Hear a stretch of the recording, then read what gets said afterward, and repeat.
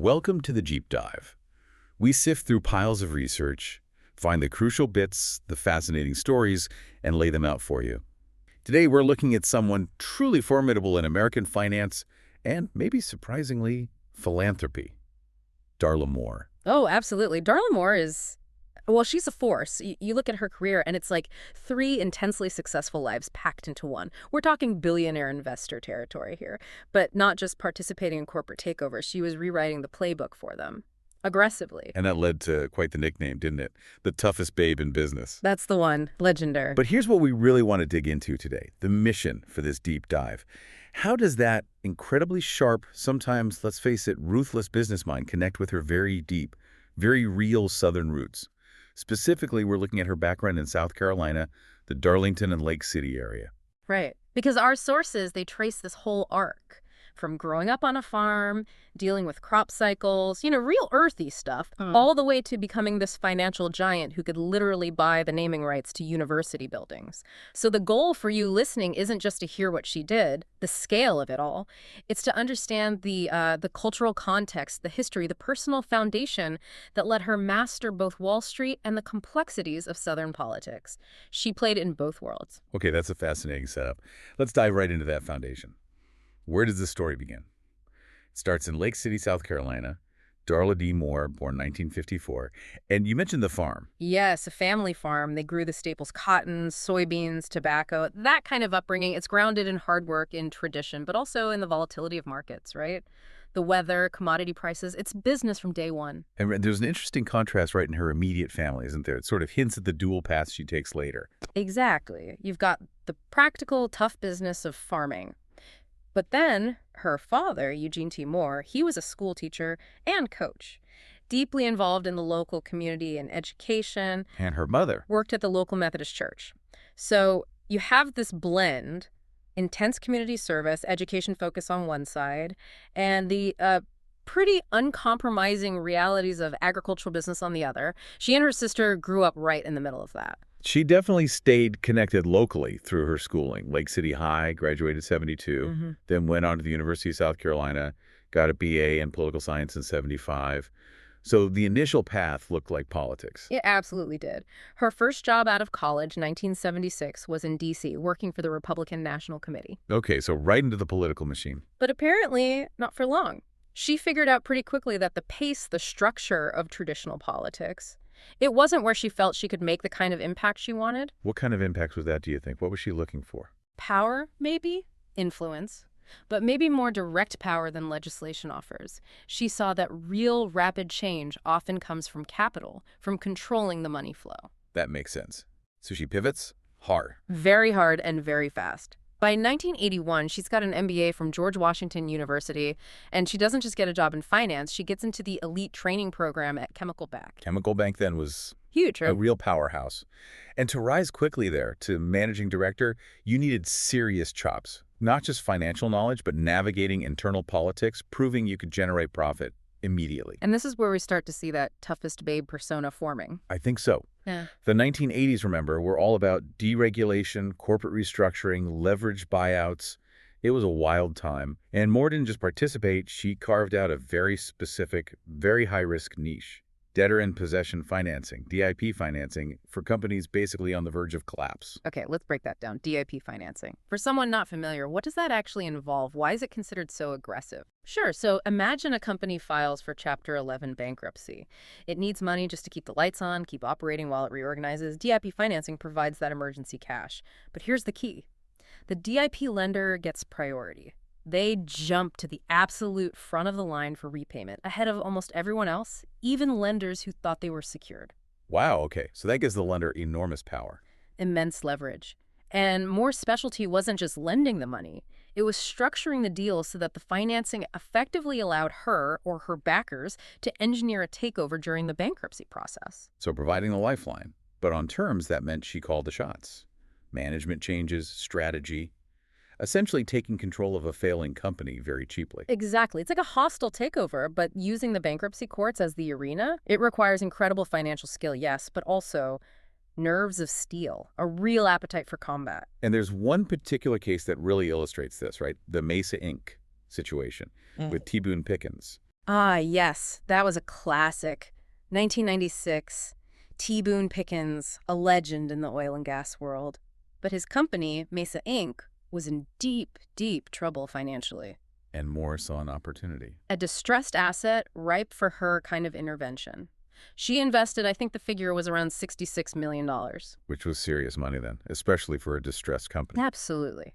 And then came the move that just stunned the industry. She didn't just inject cash. She successfully maneuvered to have Pickens himself, the founder, the face of the company, removed as CEO. Removed the founder from his own company. Yep. She took absolute control, restructured the whole thing, turned it from deeply troubled into profitable, and then got out. It was surgical and brutal. That must have sent ripples everywhere, taking down a giant like Pickens. Oh, it cemented her reputation overnight. She wasn't just playing the game, she was changing it, setting a new standard for activist investors, particularly in these distress situations. And the media definitely noticed. Forbes, Wall Street Journal, CNN. And then the big one, Fortune magazine, 1997, the cover story. Which gave us the nickname. The toughest babe in business. Groundbreaking, really. First woman featured on their cover with that kind of designation. It captured everything. The toughness, the success, maybe even the slight shock value of a woman operating so aggressively in that world. The descriptions of her from that time are pretty vivid, too. CNN Money said something like, Yeah, I remember that one. A cross between the Terminator and Kim Basinger with a wicked South Carolina drawl. That drawl. It keeps coming up. It's fascinating, isn't it? That her southern accent, her regional roots, were seen as part of her arsenal. Maybe it made people underestimate her for a split second, allowed her to seem like an outsider while she was executing these incredibly sophisticated financial maneuvers. This southern sleeper agent, as you put it earlier. Kind of. Leveraging a stereotype, maybe, while being the absolute opposite of what that stereotype might imply. Tough, aloof, a prima donna upon first meeting, according to that same article, but undeniably effective. Her career then shifts into another gear entirely when she connects with Richard Rainwater. Right. Another major investor. They met on a business trip, ended up getting married in New York in 1991. And this wasn't just a personal partnership, it was a financial one. A huge one. How huge are we talking? Well, Rainwater was already a billionaire, a major player. But the sources are pretty clear. His net worth reportedly almost tripled after marrying Darla Moore. That tells you the kind of financial firepower and deal-making acumen she brought to the table. Her own net worth was estimated at, $2.3 billion by 2012? This was a merger of two massive financial engines. And she wasn't just a partner in name. She moved quickly into leadership at Rainwater Inc. Oh, yeah. Started as vice president, then named president in '93. By 1998, she was effectively running huge parts of the operation, stayed formally as VP until 2012, but her influence was immense, a very rapid, confident move into control. And that influence wasn't just inside Rainwater Inc. She started accumulating board seats, building this incredible network. A vast network. And these weren't just ceremonial positions, they were platforms for influence, for gathering information, and importantly, for enforcing corporate governance, for maintaining integrity, especially during crises. There's a specific, pretty controversial example of that, isn't there, involving Rick Scott. Ah, yes. The Columbia HCA situation. Columbia HCA was one of the biggest hospital chains in the U.S., and they got hit with a massive multi-billion-dollar Medicare fraud scandal. Just huge. And Rick Scott, who later became governor of Florida, was the CEO at the time. Correct. And the sources suggest Moore, as a board member, played a key role in his dismissal. It showed she was willing to make the incredibly tough calls, even removing a powerful CEO, to protect the institution's long-term health and integrity. Not about personal connections, but about the business. That sends a powerful message. Looking at the range of boards she sat on, it's staggering. Hospital Corporation of America, Martha Stewart Living Omnimedia. South Financial Group, the National Advisory Board of J.P. Morgan. It spans finance, healthcare, media. She had visibility across so many key sectors. That's a huge strategic advantage. And it wasn't just for-profit companies. She brought that same strategic thinking, that demand for results, to major nonprofits too. Vice chair at NYU School of Medicine's Board of Trustees. Teach for America, Culture Shed in New York. Right. Building this whole ecosystem of influence. Finance, health, media, education, culture. She was connecting dots everywhere. Now, all this intense professional activity was happening against a backdrop of, well, significant personal complexity. That's true. The sources mention that she and Richard Rainwater started living separately around 2001. She was based mostly back in South Carolina, while he was mainly in Texas and California. And then later, Tragedy with his health. Yes. In 2011, he was incapacitated by progressive supranuclear palsy, PSP, a devastating illness. It's important context, I think. While she's navigating these incredibly high-pressure, high-stakes business deals, she's also dealing with separation and then the profound difficulty of her husband's illness. It shows incredible resilience, managing both those worlds. Absolutely. And amidst all that, you get these little glimpses of her personal side, collecting 18th century French furniture, rare books, things with history, tangible value. Connection to the past, maybe? Perhaps. And enjoying rides in her husband's classic 57 Chevy before he got sick. Small details, but they round out the picture beyond just the toughest babe. There's an appreciation for history, beauty, maybe tradition underneath it all. Echoes of those southern roots again. Which brings us perfectly to the next major phase, philanthropy. This is where the financier seems to come home, literally and figuratively. It really is. And she approaches philanthropy with the exact same strategic intensity she used on Wall Street. It's not just charity, it's investment. Investment in South Carolina's future. Think of it as applying that distressed asset mindset to social uplift. And the scale of her educational giving in South Carolina is just monumental, especially at her alma mater, USC.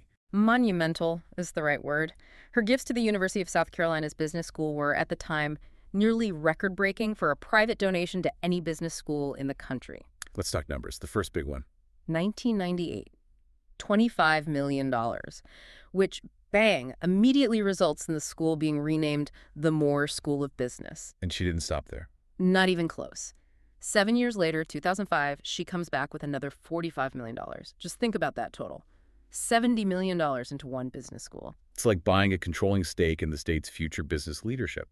That's exactly how she likely saw it, an investment in human capital. And it wasn't just about the building or the name. She wanted to build the pipeline. She set up the Wachovia Scholars Business Summer Program for high school kids. Aiming younger, getting that ambition, that financial thinking instilled earlier. Right.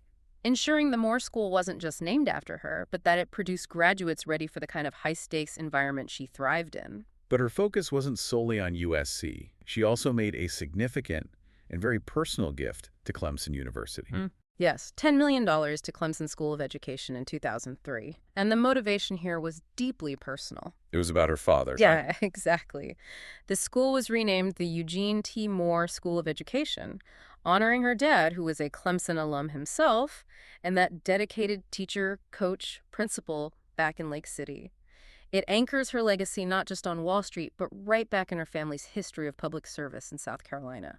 And the program she funded there, the Moore Scholars Program, it sounds very analytical. It is. It's focused on research, case studies, looking at the challenges of underprivileged schools and students. It's applying that same kind of intellectual rigor you'd use on a business problem to educational issues, not just writing a check and walking away. That really fits with her overall philosophy on giving, which she stated very clearly with another donation. Ah, the Claflin University gift.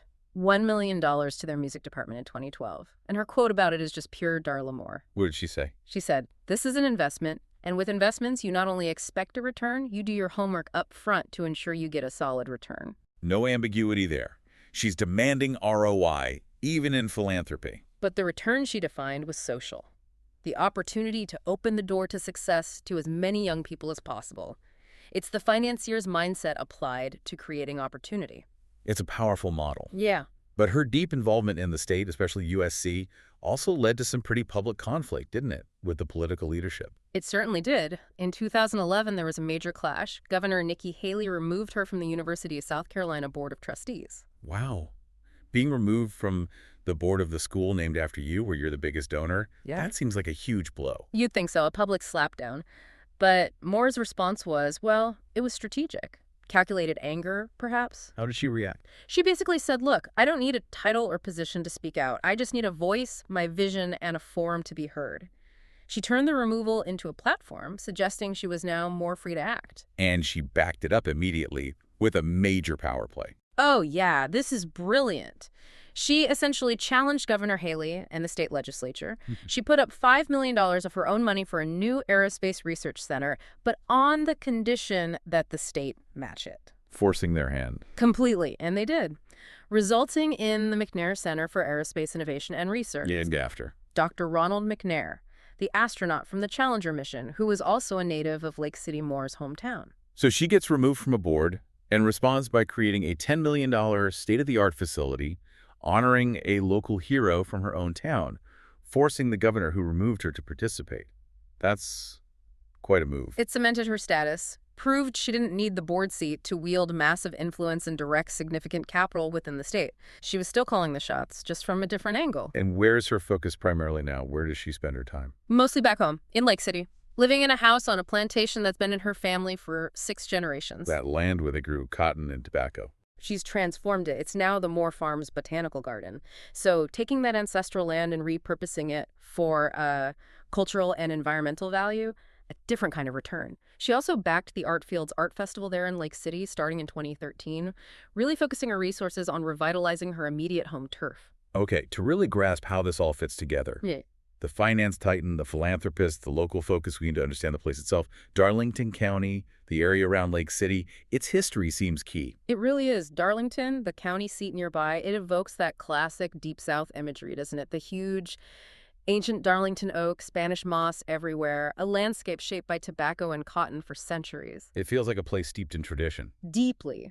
The area's origins go way back, mid-18th century. Settlement really picked up after 1736 or 37 when the Crown set aside land for Welsh Baptists, the Welsh Tract, they called it. So founded on a specific community, religious identity. And developing civic structures took time, required effort. Oh, yes. Initially, settlers had to go all the way down to Charlestown for legal stuff. Eventually, the Cheraw District was formed in 1769. Then, after the Revolution, 1785, that district was split, and Darlington County was created. The name, still a bit of a mystery, maybe from Darlington, England. But there's a fantastic local story about how they decided where to put the county seat, the courthouse. It says a lot about the local culture. The peculiar courthouse compromise. It's a great legend. Apparently, there is this big argument between 2 influential locals, Colonel Lemuel Benton and Captain Elias Dubose. About where the center of power should be. Exactly. One wanted it in Mechanicsville, the other in Cuffytown. They couldn't agree. No survey, no vote settled it. So how do they solve it? They decided to get on their horses, each starting from his preferred town, and ride towards each other. Seriously. That's the legend. And the spot where they met, midway between the 2 locations, that's where they built the Darlington Public Square and the courthouse. That's amazing. Yeah. It speaks volumes about negotiation, finding common ground, even if it's unconventional, a practical compromise. It really does. A spirit of, let's figure this out, meet in the middle, which is maybe a necessary trait for long-term survival in a place like that, and maybe a trait Moore took to Wall Street deal-making. The town's history also shows a lot of resilience, dealing with setbacks. Definitely. The first courthouse burned down in 1806. Then later, during Reconstruction after the Civil War, the courthouse and jail burned again in 1866. What was the response to that? Practicality again. The locals' petition demanded that from then on, all buildings on the public square had to be built of brick. Learn from disaster, build stronger. It kind of mirrors Moore's career in rebuilding distressed companies, doesn't it? It really does. And that sense of community comes through in other ways, too, like the early religious life. Yeah, that's interesting. The Presbyterians built the first church, but apparently they got donations from all the denominations. The deal was any group could use the building. Baptists and Methodists built their own later in the 1830s, but that initial cooperation is telling. Community first. Now, the Civil War. Darlington wasn't a major battle site, but there's a really unusual story about why it wasn't completely destroyed during Sherman's march. It's an incredible anecdote. Federal troops under General Sherman arrived in 1865, apparently with orders to burn large parts of the town. Standard procedure for them at that point. But they didn't. Not entirely. According to the story, one of Sherman's lieutenants rode into town and recognized a specific house. A house he himself had designed years before when he worked as an architect. You're kidding. An architect turned Union lieutenant recognized his own work. That's the local history, and because of that personal connection, that tie to the place, he reportedly spared that house, and consequently the rest of the town wasn't put to the torch quite as thoroughly as it might have been. That's profound. A personal connection overriding military orders. It echoes Moore using her own identity, her own connections, to navigate powerful systems later on. It's a fascinating parallel. Now, the town wasn't completely untouched. Infrastructure was destroyed, the train depot, cotton platforms, railroad trestles, and federal troops occupied the town until 1871 using a local school, St. John's Academy, as a hospital. A difficult period, no doubt. And alongside this history of compromise and resilience, there's a strong thread of civic duty, especially military service, right? The Darlington Guards. Absolutely. A major part of the local identity. They formed even before secession, were among the first units called to defend Charleston. And their service continued long after. Across generations, they were the first unit in the whole state to volunteer for the Spanish-American War in 1898, served on the Mexican border in 1916, served in World War I.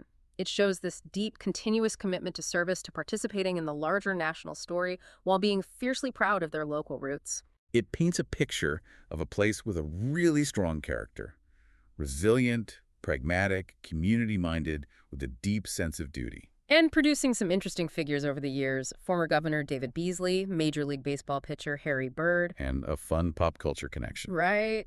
For the comic book fans listening, Darlington is the official hometown of the Marvel supervillain Zelda Dubois, also known as Princess Python. Princess Python, a supervillain from Darlington, South Carolina. Seems fitting somehow. A tough character with Southern roots. And you can't talk about Darlington without mentioning the raceway. Oh, the Darlington Raceway. The track too tough to tame. Home of the legendary Southern 500 NASCAR race, usually on Labor Day weekend, famous for being incredibly challenging for drivers. And notoriously hot and humid, right, often leading to rain delays. Exactly, which is why the big race often ends up running at night under the lights. Another adaptation, right? Holding on to tradition, the Southern 500, but adjusting to the practical realities of weather. It also hosts the National Motorsports Press Association Hall of Fame. Racing is baked into the local culture.